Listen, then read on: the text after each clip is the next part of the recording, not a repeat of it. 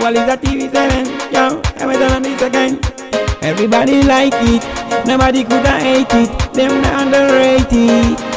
What is the TV7 live? What is the TV7 live? TV7. We inform the nation in every section, no hesitation. TV7.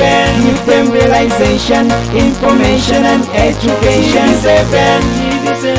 TV7. TV7. Greetings people, yeah man, Dr. Clarence is the name, and the Woke 7 Live, where we gotta give you all the hottest trending topic. Ziri say wherever you are watching us from. Ziri kufamba ere, ziri kuchobida, boys rank, team rank, everybody. Yeah man, it's Dr. Clarence, yes, live on air, alright?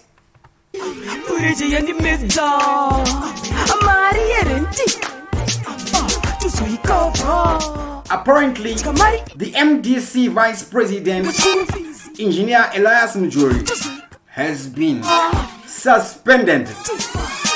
Nyaya suspension ya inene kutakanda kwa ED. It was going way back. And now wengu washida ku replace. Big up everybody.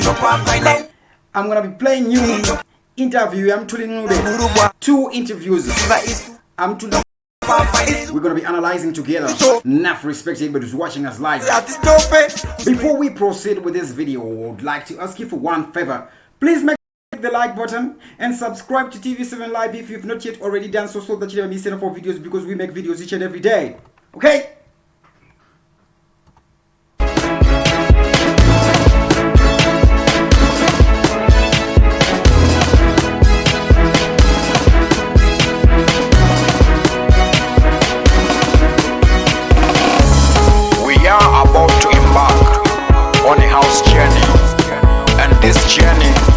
Made up of streets and first lines. Zimbabwe members of parliament are banking the parliament. Then we have these guys, they're not showing parliament. Supposed to be making legislation, coming with solutions for this country, putting their heads together, working together. Varume votanga kubanka parliament. Veseve ku ZANU-PF, neve ku MDC, neve kwese banking parliament.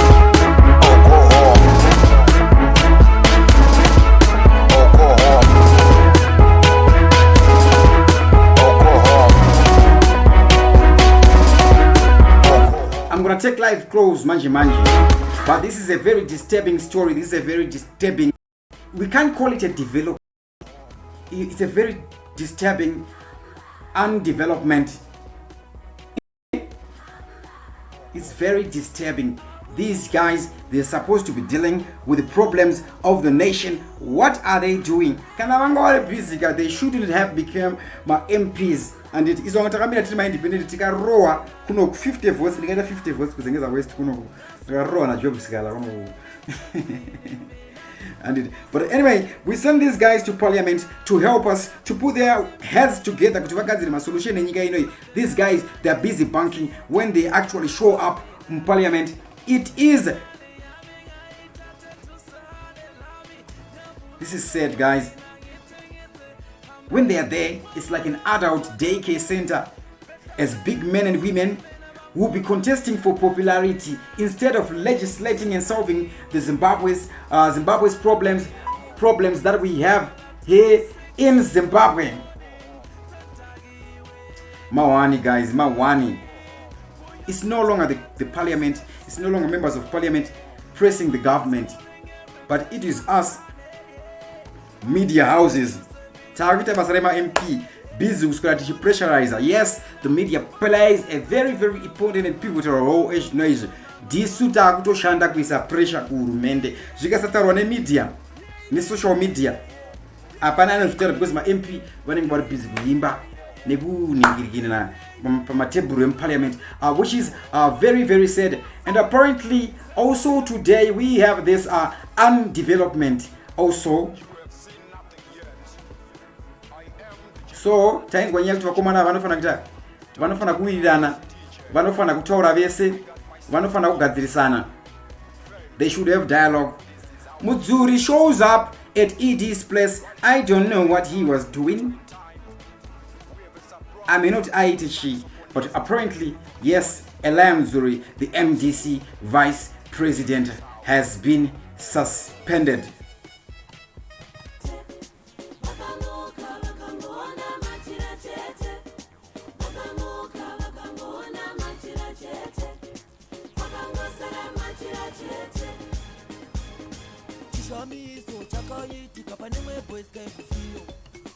Apologies guys over that recent video in code, but now I'm back. Late news today: Zimbabwe MPs banking parliament. We have Chamisa vice president Mudzuri being suspended. Then Highfield, former Highfield MP psychology Maziwisa and Oscar Pambuka have been convicted of fraud.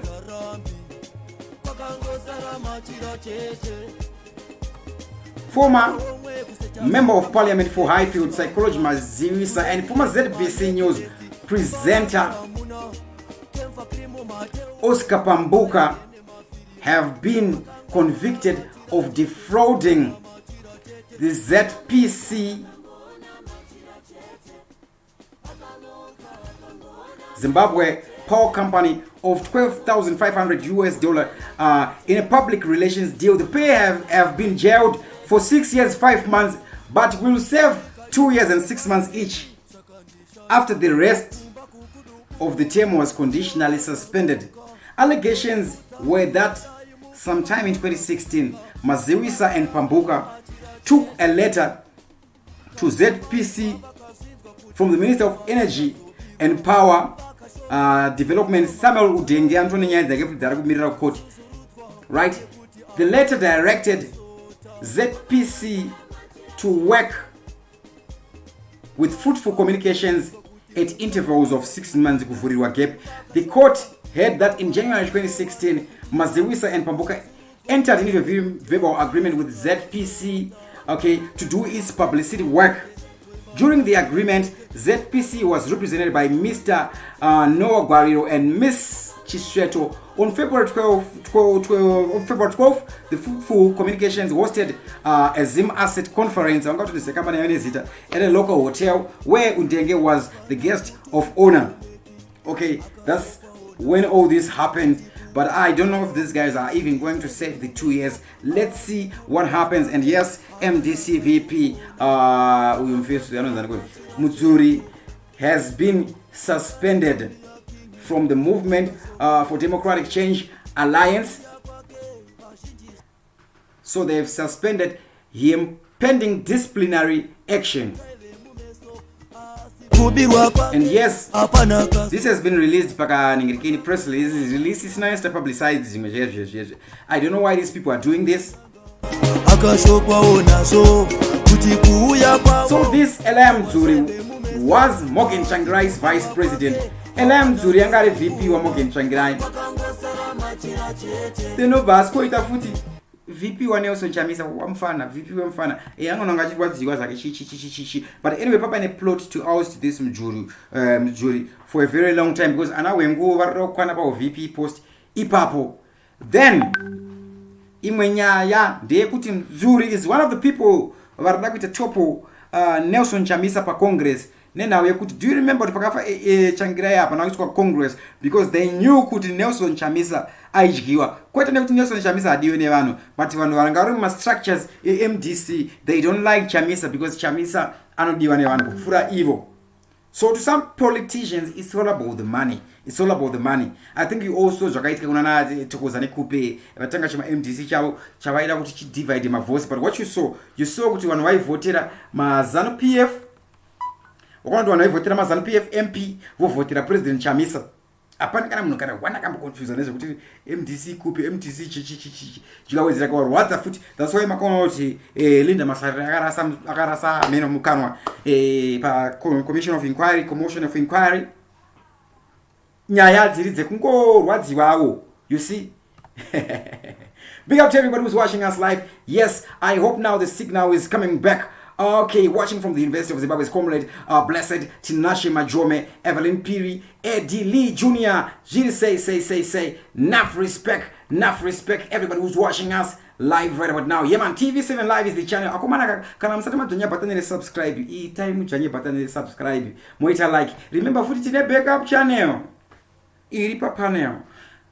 Line number 3 in the description box just after the title of the video. We have a backup channel, you know, it's TV7 Live Extra, where we're going to be giving you my behind the scene, my blooper, my how to, chi, all those extravagant, extra stuff, extra content. And we have a target to reach 1,000 subscribers in this new backup channel.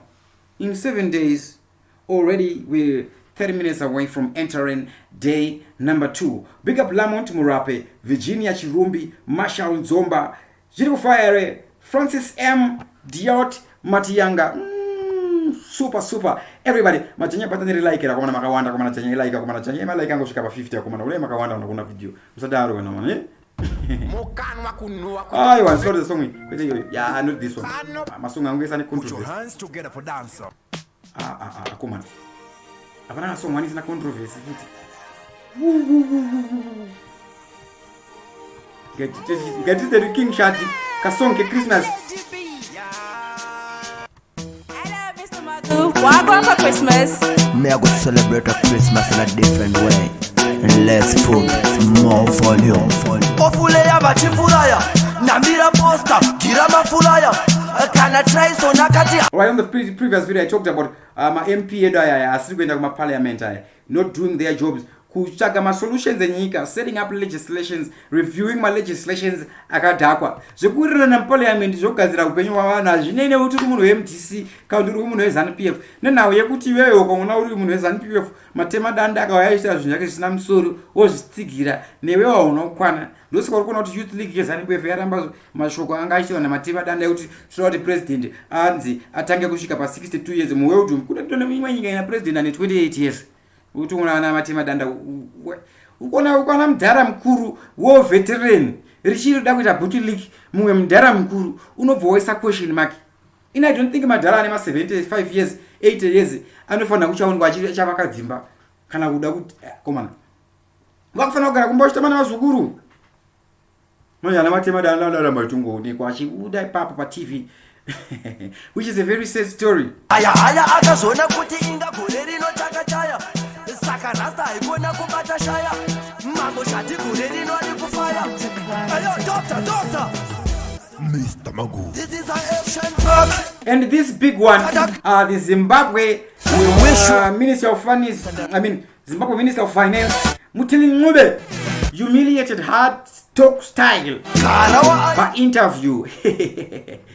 Ndati Mthuli Ncube was humiliated. How? I'll tell you how. Mthuli Ncube, who humiliated Mthuli Ncube? Obviously, he humiliated himself. As humiliated, Shakafaya name soja yaita 45 degrees. Muslim amchinyaso namushe futhi yakasunda 45 degrees. That is what Mthuli Ncube was doing. I'm just gonna play the video.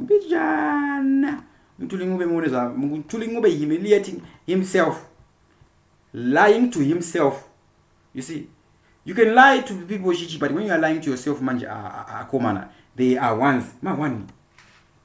Currency crisis, striking doctors and opposition protests. It's a year since the ouster of Zimbabwe's strongman Robert Mugabe, and the country's troubles are far from over. The new government hoping an ambitious reform program can help change its economic fortunes.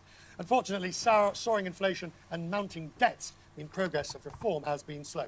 I spoke to the man tasked with getting Zimbabwe's economy back on track. The finance minister, Mthuli Ncube, has just delivered his first budget and told me he's planned to tackle the country's economic.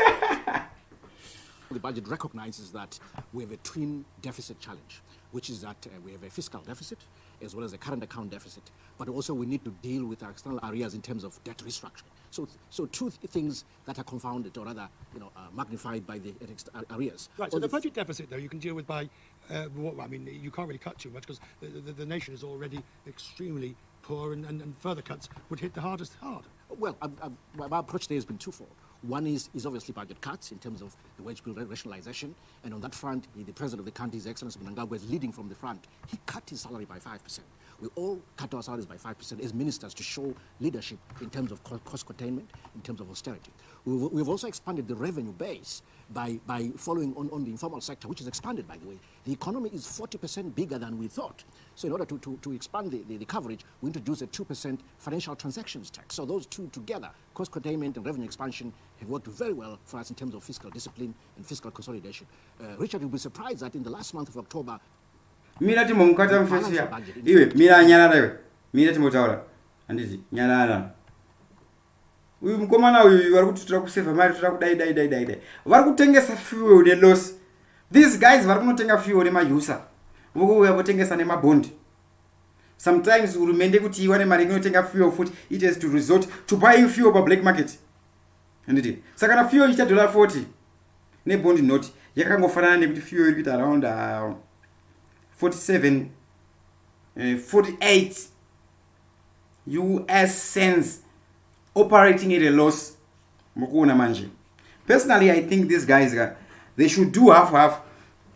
Some service stations should sell them bonds only to access to Mariema treasury bills. That is massive savings.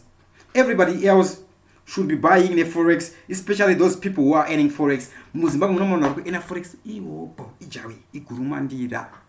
trust me, some just don't know. Stan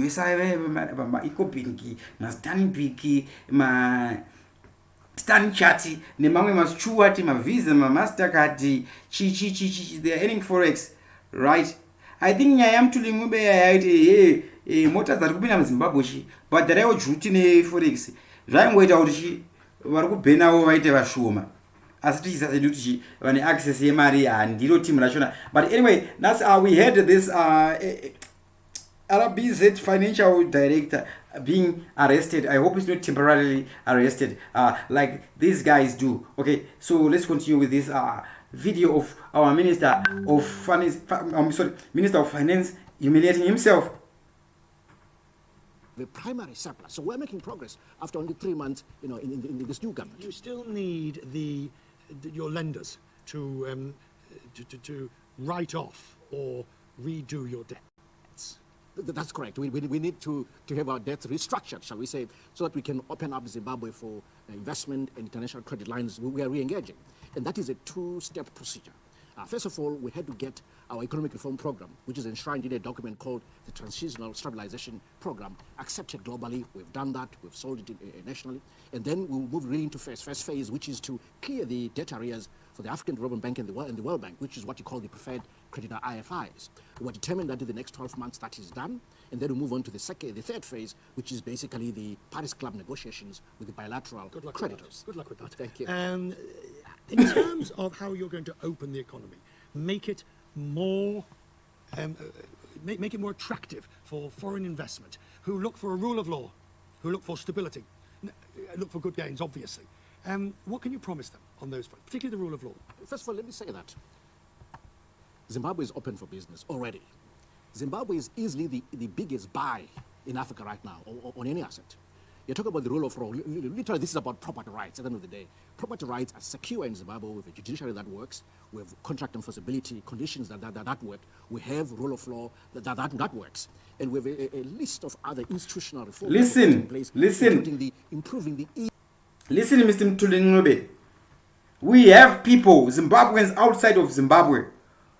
And varikuya kuZimbabwe for holidays. Kuzosira to forex mbijani. Right now they are concerned kuti toya ere kuZimbabwe. Tinoona fuyo wekudzokera ere. Unongoza kuti vamwe vanenge vachiita kuenda mota dzavo kuti vaonere beka. Unongoza kuti anditi. People are asking, should we come back to Zimbabwe for holidays? Because it's not friendly. We have Zimbabweans with money opting to keep their money out of Zimbabwe, investing in Zambia, Munana Joza. Now we are having manufacturers, Zimbabwe manufacturers, smuggling goods out, exporting, just because they want forex.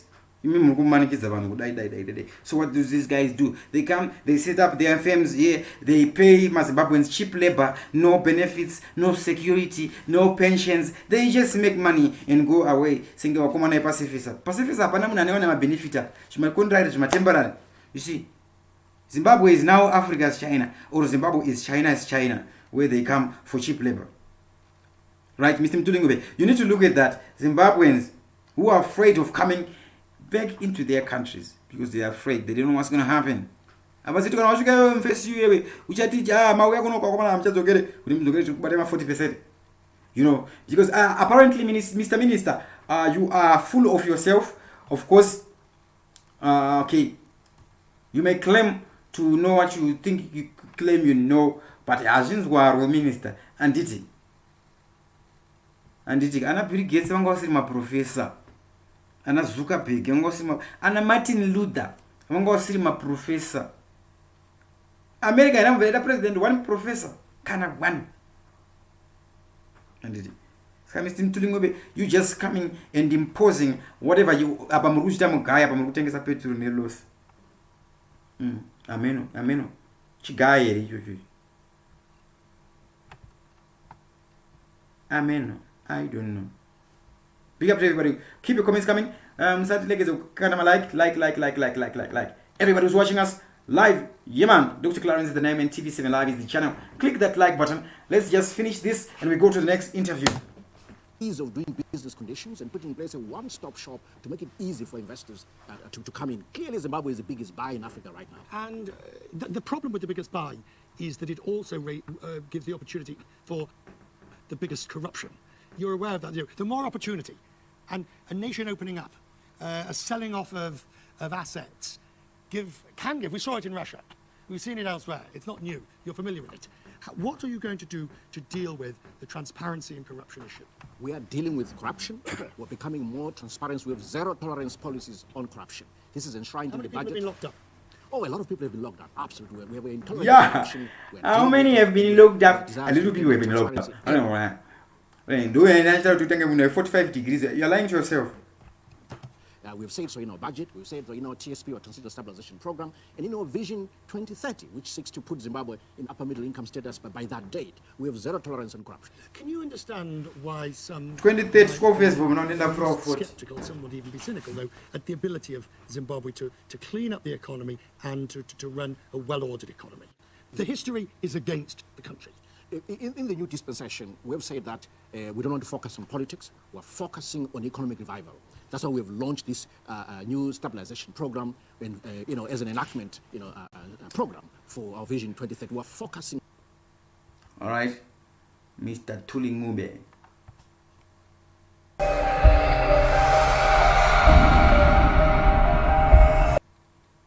Has been critical of the Zimbabwe regime and how you're moving towards a quasi-currency he would criticize respectfully.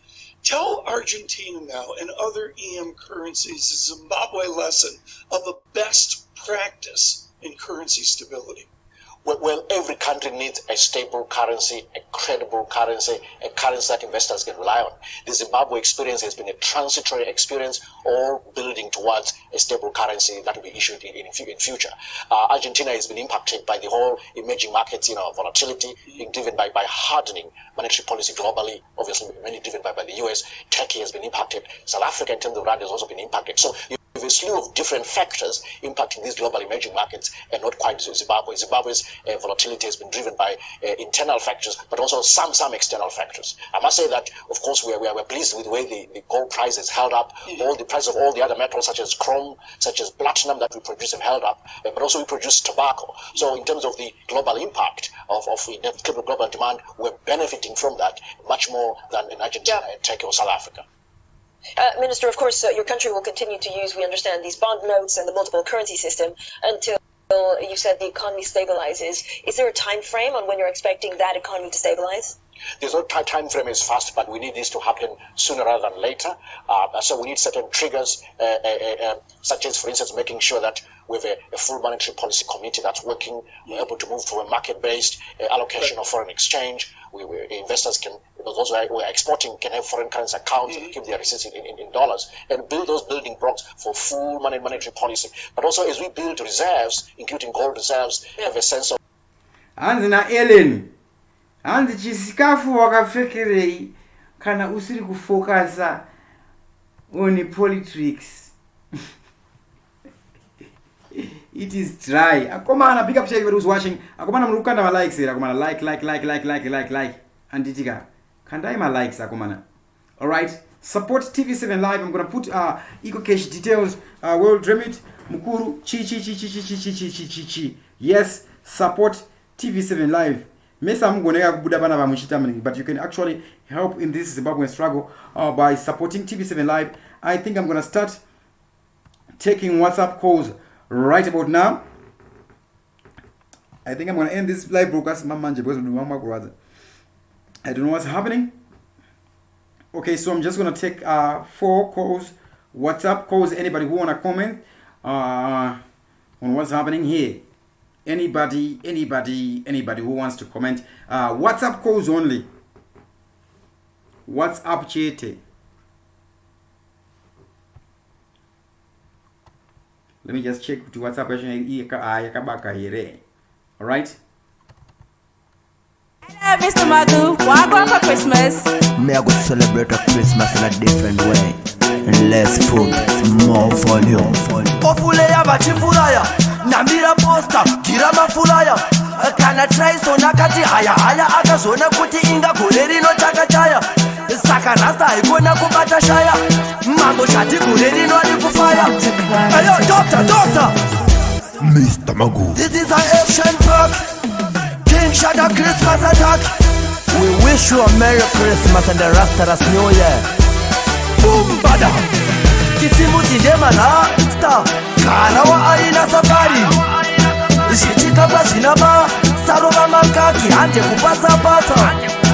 Kitimu tindema na star. Kana wa aina safari. Shichika bashinaba. Sarova makaki ante kupasa pasa. Baticheka makapechi. Uyane rori chisete zitechi. Achiwezera chikeni pafunika ipapo marasa tengeti chisete matipika. Usatenzera misatube manokara sekara nezidumbu. Vakandi ataka kisimusi ya fura manje gore rino ndiri muchiki nasi ndo vapedzera. Vachipakura chikafu. Did you say? Hello. Did you say? Alright, keep trying phone. Alright, you connected? Did you say? Hello? Yes, I can hear you. Right. Yes, you can talk to the people. You're live on there. Alright, could you say Vic Falls? Vic Falls bomb dara. Koma QFUO, mukuzi gonna say? Mdara azinaumira musha mdara and honestly madara yakuti kanganisira tourism industry iri kupinza ma US munyika. Hey. Okay. Patodhakwa mdara. How is it happening that side? I know havasi kuzviona ikoko kuna naharare hakuna tourism but hakuno kumdara takwara matourist it's very bad mdara. Yay. Alright. Imagine client anouya achida kuita zvinhu zvake zvakanaka achida kuspenda cash but onzwa kuti hakuna cash hakuna fuel apa vanenge vauya nemota dzavo and stuff. Saka mukomana rotoporonga ka big time mukomana Mthuli. Tutasei nayo. Une ma MP asi kuenda muparliament. Ari kutoporonga mudhara. I don't know kuti these guys kadai vawirirana va-include mukomana wejecha musystem otherwise hapana kwatiri kuenda. Asi manje mukomana wejecha anti vabva wasuspenda uyo angawanikwa aina ED here. Vaturadzika kuti havataurika vese navo havataurikika. Uyo kurova offside kuna mukuru haakarova offsiding esingaiti. Toti offside handiti vice president weparty. Chamisa akanikwa aina munanga gwangadzingwe party kumpati here. Mudhara politics dzemuZimbabwe dzinonetsa idambovharwa nyika itomboihaisa somewhere. Amen. We need solutions. I don't know. We need to come up with solutions together, Sevano. My politicians in Zimbabwe, vane pride honor. They can't come together and discuss the way forward. Yeah, that's the problem. Yeah. Which is very, very sad. Well, I did both. Thank you for your input. Okay. All right. Big up everybody. I'm gonna take 2 more calls. Can you call WhatsApp voice call? All right. Another one is coming in. Debbie. Did you say? Yes, Doc. Zvakamira sei? Zvakamira unge Daniel Shungoma. Yeah, no, Doc, we appreciate the news. Thank you for the support. Yeah, okay. I just want to give just a short comment, regarding. Yes, sir. This last caller ataura nyaya yekuti tourism industry yauraiwa. We can't really see kuti nyaya it is serious. Yes. Yeah. From my side, ndikufona ndiri pa border reYemen apa Saudi Arabia. Yeah. From my side, Dokuka, I think it's really to get ana Chamisa, I think yatongon amadara yasvikirika. Ndokuona kwa hapana padore pawo patorine monuments abapindike. Are you sure? Kuti avatitaurike navo. Drama rese rinenge ichiitika here. Yeah, because irikuitika ndiye kuti these guys they know kuti hampana aita mutete hapana. Saka izvi kuona kwangu zvazvokutongoisa maoko aMwari kuti vanhu vatongo instead yekutarisa pana Chamisa all the time kuti vanhu vatoise faith in God. Yeah. I know kuti vanhu vade kuzvinzwa, but yes, honest. Ume vari pachigaro like they are so relaxed. Yeah, so relaxed, so comfortable. Vachitambudzika. Saka pakutodiwa like some form of a miracle, because tinoda peace munyika medu. Tasiyana nenyika dziri kuna East Africa or North Africa vanoita zvehondo nei. Isusu tiri a solution iri peaceful.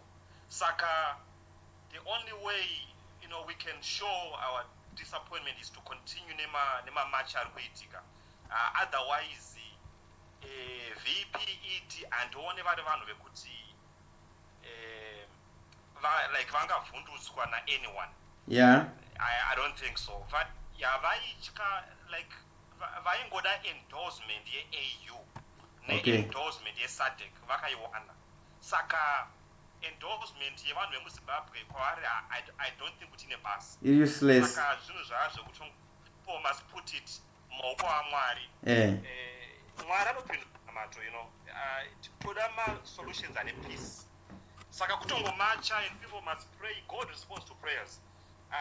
Otherwise, if we don't go that route, I don't think it could be necessary. People must just focus on my peaceful protest, and Chamiso wacho akavotryao kusava too stubborn. Akasarasa na Watchman Ncube kure zvaakuita izvi kuti akurasa madhara kure akatanga musangano. Akuzviunganidza nepana and akuunza maprophets epaYouTube akumutenderedza. That is wrong.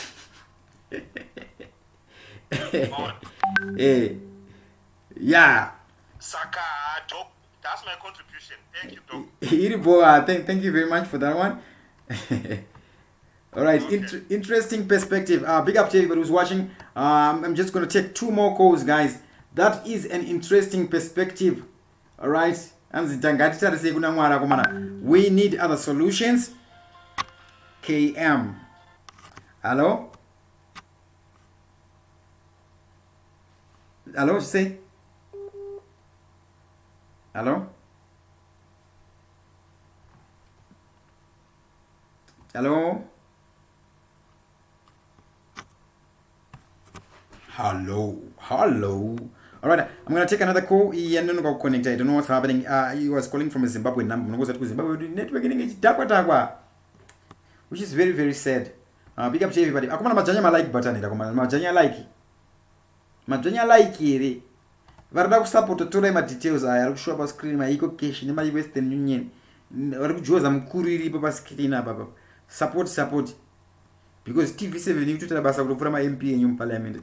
Varusikira vachimba instead to pressurize the government. Mukuona manje. Zvitori nani.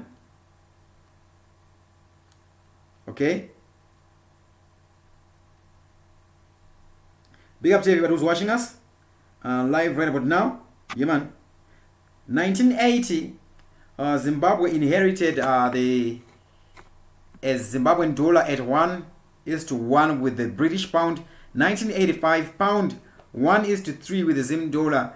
ZANU-PF manifesto for 1985 election said, "Give us another 5 years. We are going to bring the Zim dollar back to where it was. It was by 1990. After all, you know very well that we liberated you from Smith regime.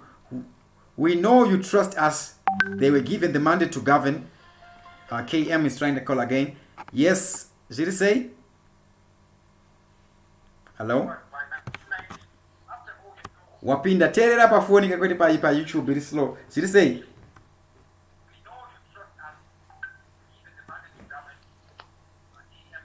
Zora volume YouTube and listen from the phone. Did he say? Super duper. Okay, you're live on air. I was super right.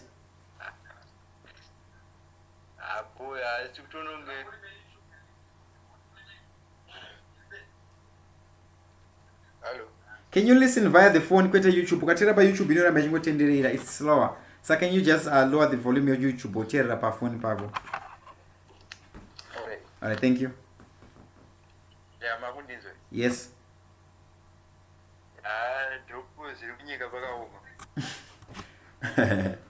Where are you calling from? I'm calling from Gweru. Kwa kamina say situation ya fuel massive savings ari kufara ere nemabonus ava wakapuwa. Transport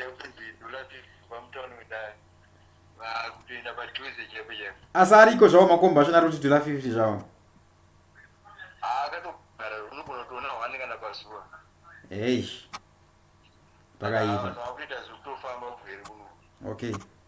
So if Mthuli Ncube is watching this video, what would you like to say to him?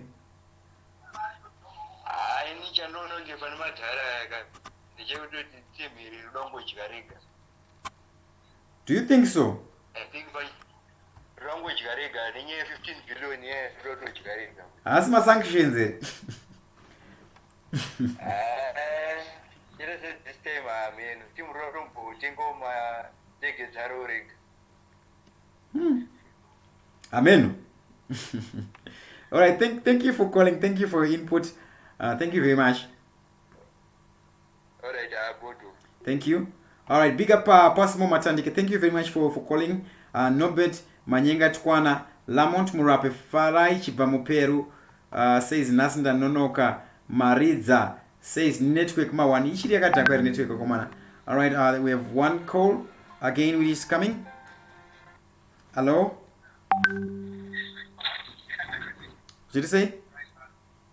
Hello, Dr. Clary. Yes. Yes, how are you? I think I'm fine. And no, I'll see Grochron Dr. Clarence. Murita Basarakanaka Mdar. Is it none? Eh? Yeah. I'm not going to mirror and I'll come on our draw to Zimbabwe. I am great people. I don't know come out 1,000. Thank you for your support. Okay, I think I've disconnected. Alright, big up to everybody. I think I'm just gonna add 2 more calls. And the number is there. Hello, greetings. Hello. Yes, did you say you're live on air?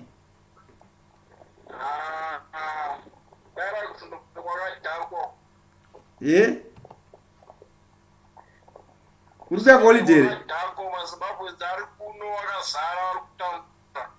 You are in Zambia? Namibia. Okay, Namibia. So are you coming for the Christmas holidays?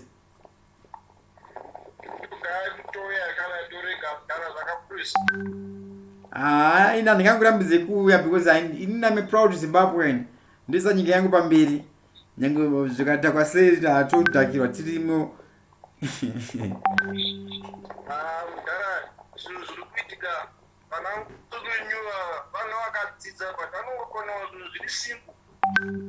Yeah, ndo udofu wachona. Unoziva kuti munhu ane mari you cannot really know kuti akadzidza here kana kuti akatenga mapepa. Unongoziva nyaya dzachona idzi.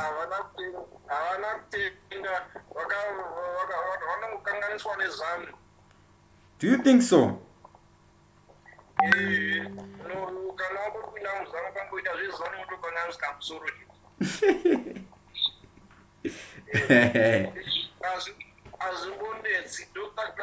Yes.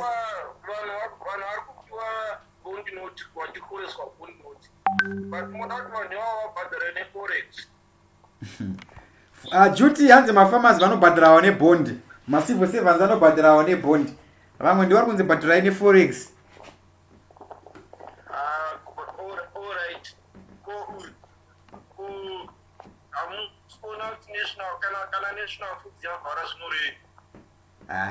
Yes. We did that video yesterday. Then wakomana you know Delta. Delta inoko every year tutakuvhara. Una ivhare.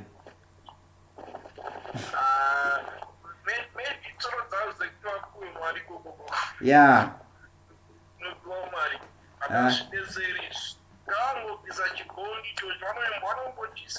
Chibondage not.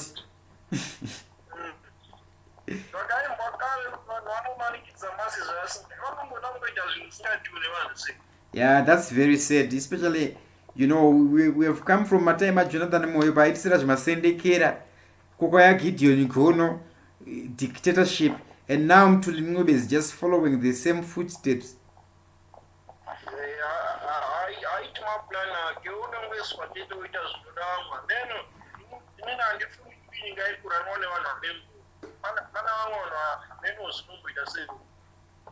Of course, yes, we have people who are running Zimbabwe per background. Vanenge ma India, Majingas, Chichi, vanenge background, vachiseka zvavo.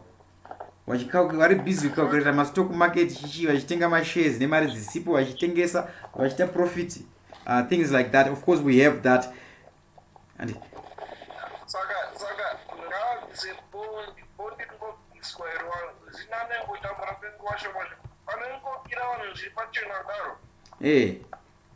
but unaika mkoma imwe nyaya yanetsa ma MP edu haasi kuenda muparliament. Parliament last Thursday.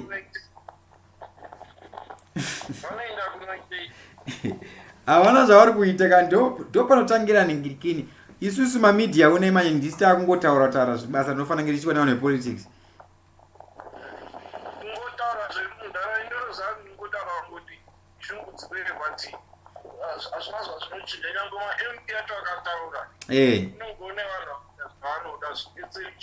Aiwa pakaipa mukoma.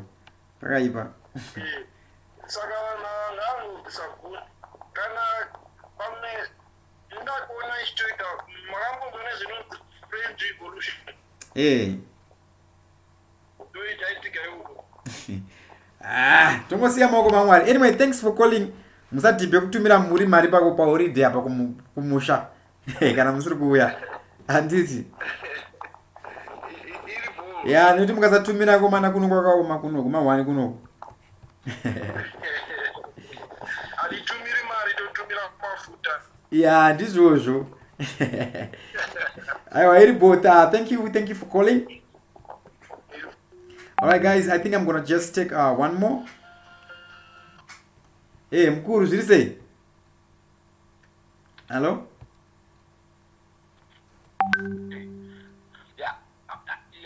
Zviri sei sei?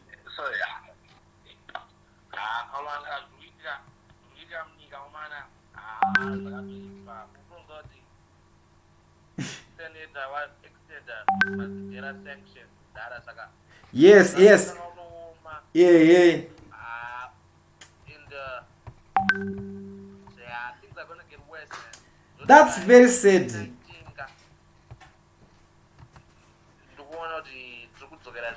Back to zero. I know that not back to zero. Yeah. One with a write off my bad debts, my treasury bonds. You just get written off as bad debts. But I think back to zero, you're right. Resetting the system, of course, we all know who is going to lose. How much do you have? How much of the money? Because can only my bond notes with 90% of your income, and let's say but in bond. Yeah. And I'll never savings because everything you get, you use it for groceries and shit. So if one note is demonetized, that's the worst part about it. Yeah. So the best thing is to tenga user, but the worst thing is wakatenga user. Yeah. It increase the rate user. So I don't know. All I'm saying is if you have one note or RTGS cash by January 2019 next year, it will be worth nothing. All right. The only thing that might survive is echo cash. Yeah. That's the only that might survive. But everything else, this is going to actually restructure. That's why when they're saying, hey, what about join IMF, International Monetary Fund, and so forth, there's certain procedures that you have to entail, which includes renewing your currency. And the fact that the data was extended, ED user. Yeah. And because in about 3 in a month, and then you use this currency bundle. Yes. So they're doing all they can do. That's why they're subsidizing fuel and so forth. And they're no longer paying whatever the case may be. Because when they start only had strong currency, you can only bond, can only RTGS. Yeah. What are the tight? But you can only option you went up Joza. Draw Maria bank Joza. And it that's okay. Yeah, listen. You know what you're saying? I'm very glad.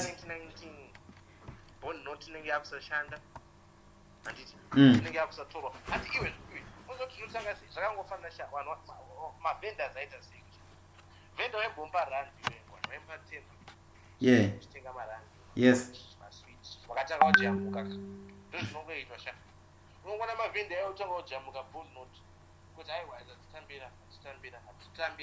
Yes.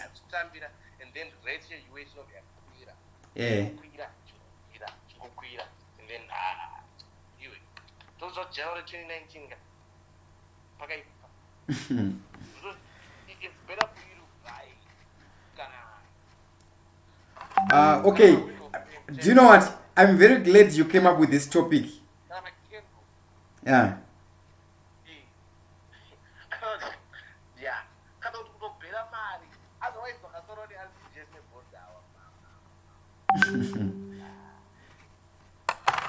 Apa bondi raunenge vachiti rakabhekwa nenhingirikini nefacility hailiquidetiki facility yachona unotoshati facility ipiyo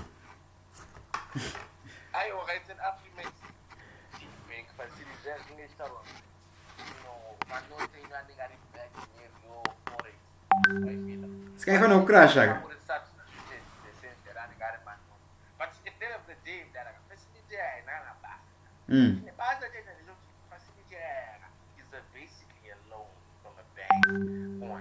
Yes. That's all it is. It's a loan, but they just call it a facility. But loans are bad. Yeah. You know, it's going to declare bankrupt. Yes.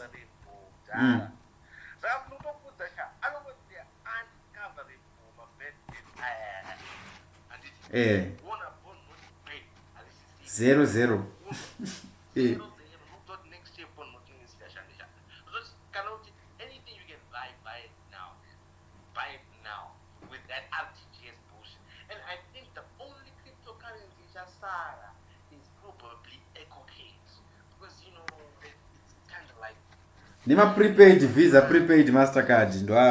But everything else is I don't know. I don't even trust it. Okay, listen. Do you know that? Wait. Do you know that a Zimbabwean in Zimbabwe doesn't believe kuti kana une mari yako iri account iri forex ukaenda ku South Africa you get cash? An ordinary Zimbabwean. I mean, look, Rafana Nasha, and what if Bugatti like a pinda, but Eh. Bugatti, don't get to the Facebook doors, Nasha. I feel. Eh. But not cheap as he. Don't want to saga mfesa tungamira finance yetu. Au chitamugaya ndi chita professor. Akuvarwa nematsotsi asina grade 7.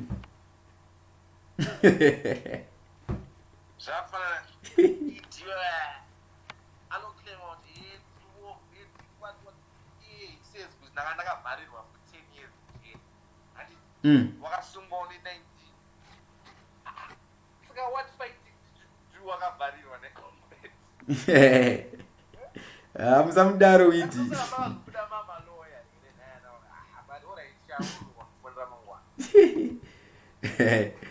Pakaipa.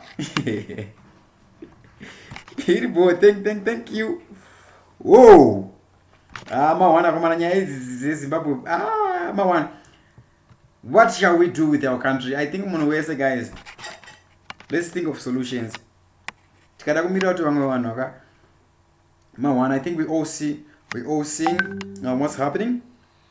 Okay, there's another call coming. Hello? Hello? Hello? Yes, did you say? Dr. Clarence. I'm good. Okay, you're live on air.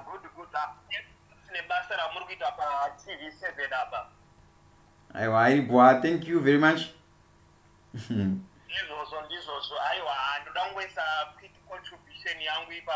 Okay. Yatora yin.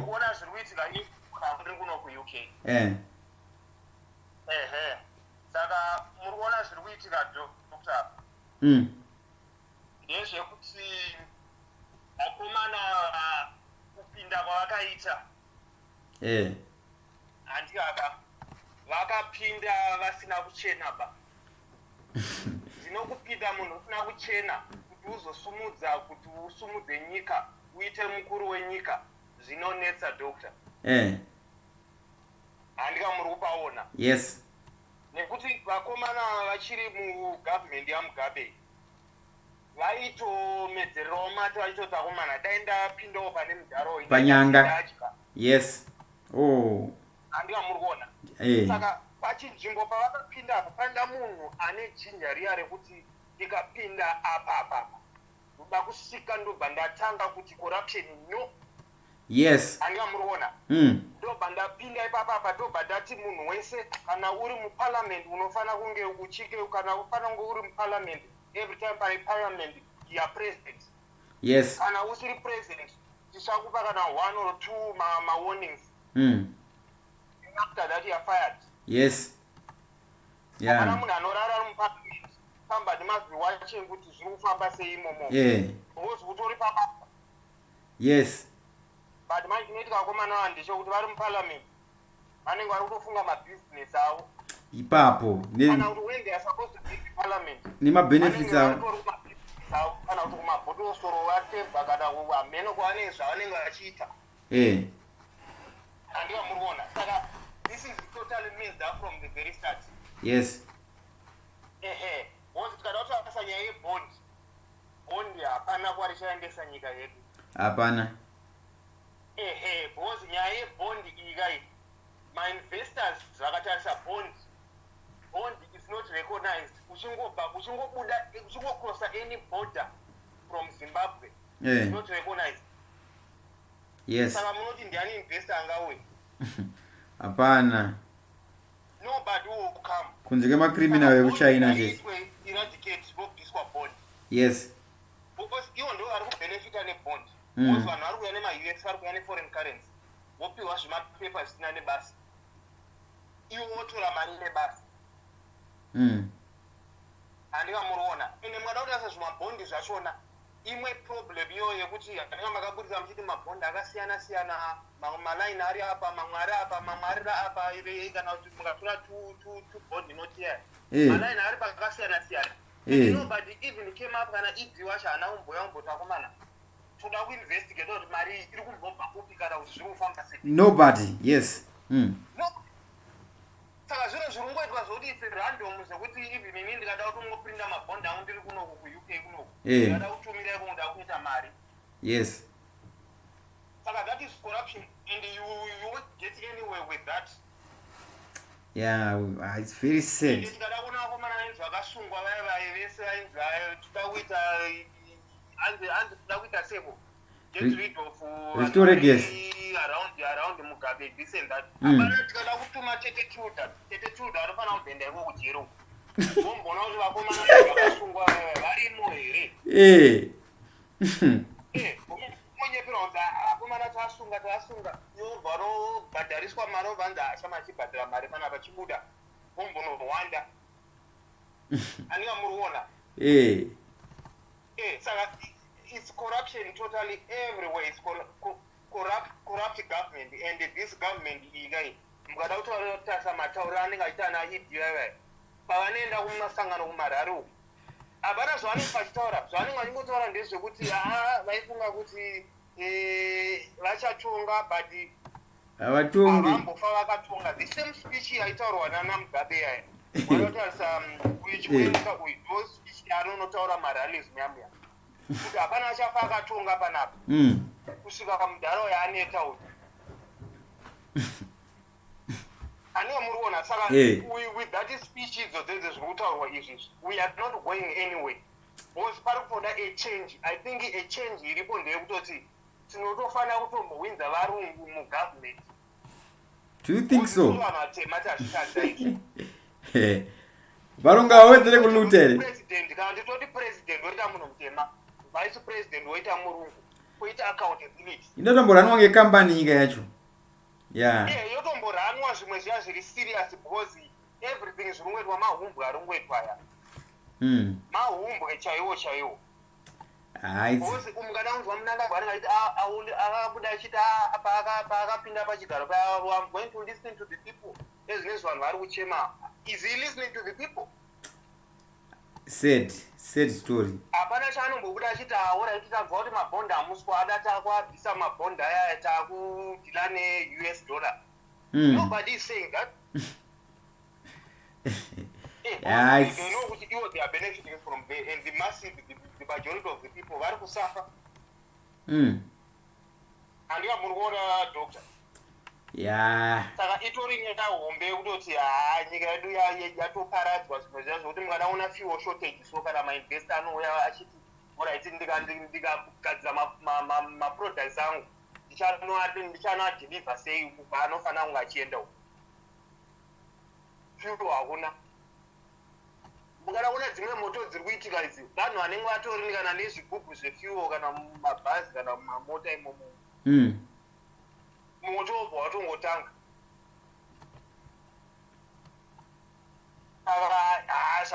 Zvakapresa dok presa chaiko nemagenerations ende pamutupa munonzwa mumwe munhu achiti hanzi mutema danda uya hanzi toda kukwidza nhati presidential age to 50. Iwo madhara acho havana zvaari kuita which means tatosegregeta kavafana vechidika vane potential yachona kana kuti vane new vision. Because we must have a retirement age yekuti kana kuti 60 or 70 munhu obva abva pachipresidential 52 ndo inofanira kuita retirement age iwe ndo inofanira kuita retirement age but ivo vari kuda kutotangira ipapo kuitira kuti vaite disadvantage ana Chamisa nevamwe mayutsesa kana vafana vechidika. It's just sad. Pakaipa. Alright, thanks. The contribution and out in Ingopawo, Sango, you, yes, Maonera and Rubushita, only Rukuno, things are not good. Yeah. All right, it's okay. Thank you for calling. Thank you, Dr. Clarence. And Didiga, thanks. All right, guys, I'm gonna sign out right about now. I'm gonna sign out.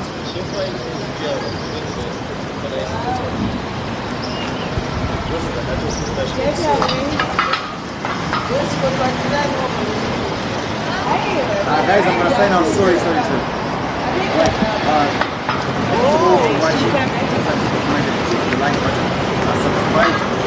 Subscribe if you have not yet already done so. Okay.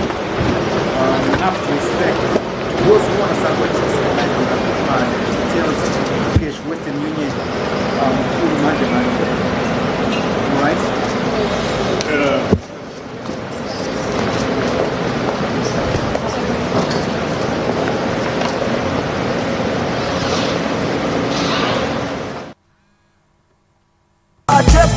Isusu takufasa every cable kisimusi ndemana 237 Street Makorokoza Laoise Mature music for mature people King Shada alongside Makorokoza choir Doctor Clarence Kalamale God bless Makorokoza Bakambona machira chete Bakambona machira chete Bakambona machira chete Bakangosara machira chete Chamiso chakayitika pane mwe boys kai kufiyo Papa Johnson na Papa Hippie Eva nange kupawa Vakatoka vane wani mapendi awe pakosi Vakazongona machira chete Vakapepuka Well, it's a TV7 come again now. Well, it's a TV7, yo, I'm done this again. Everybody like it, nobody could hate it, them not underrated. Well, it's a TV7 live, it's a TV7 live. TV7, we inform the nation in every section, no hesitation. TV7, give them realization, information and education. TV7, TV7, TV7, TV7,